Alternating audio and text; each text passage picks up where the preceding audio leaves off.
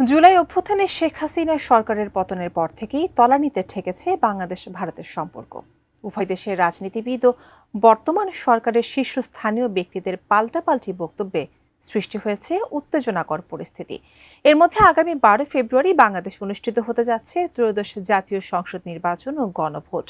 এমন পরিস্থিতিতে বাংলাদেশের সঙ্গে ভবিষ্যৎ সম্পর্ক নিয়ে নতুন বার্তা দিয়েছে ভারত। বিস্তারিত জানাচ্ছেন শেখ ফরিদ।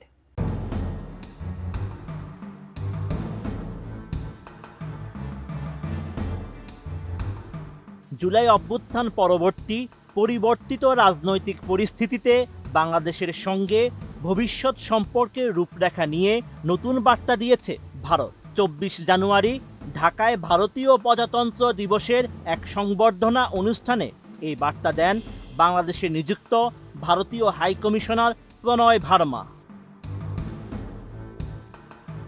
স্পষ্ট করে প্রণয় ভার্মা জানান, ভারত সবসময় একটি গণতান্ত্রিক, স্থিতিশীল, শান্তিপ্রিয় এবং অন্তর্ভুক্তিমূলক বাংলাদেশের সমর্থক ছিল এবং ভবিষ্যতেও সেই অবস্থান বজায় রাখবে।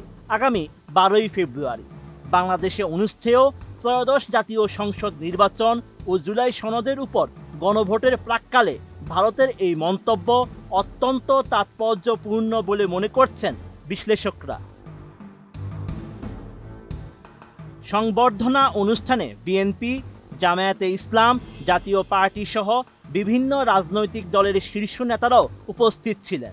এছাড়া বিভিন্ন পত্রিকার সম্পাদক, গণমাধ্যম কর্মী, বিভিন্ন দেশের রাষ্ট্রদূত, কূটনীতিক সহ সিভিল সোসাইটির বিশিষ্ট ব্যক্তিরা উপস্থিত ছিলেন।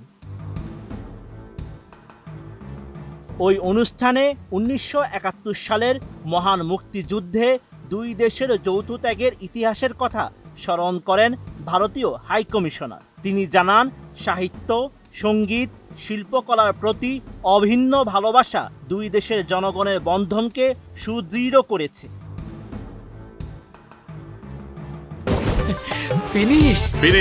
আপনার ঘরবাড়ি ও আঙ্গিনার সকল কীটপতঙ্গ ধ্বংস করে।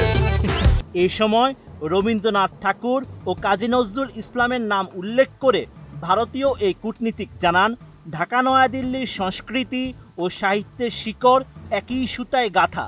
গত কয়েক বছরে অর্থনৈতিক ও অবকাঠামোগত সংযোগের ক্ষেত্রে দুই দেশ যে বৈপ্লবিক উন্নতি করেছে তা পারস্পরিক নির্ভরশীলতাকে আরও শক্তিশালী করেছে।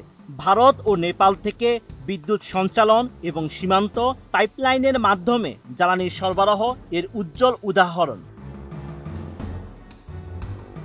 ভবিষ্যৎ সহযোগিতার বিষয়ে ভারতীয় হাইকমিশনার আরও জানান, দুই দেশের তরুণ ও উদ্ভাবনী জনগোষ্ঠী একে অপরের টেকসই উন্নয়নের অনুঘটক হিসেবে কাজ করতে পারে।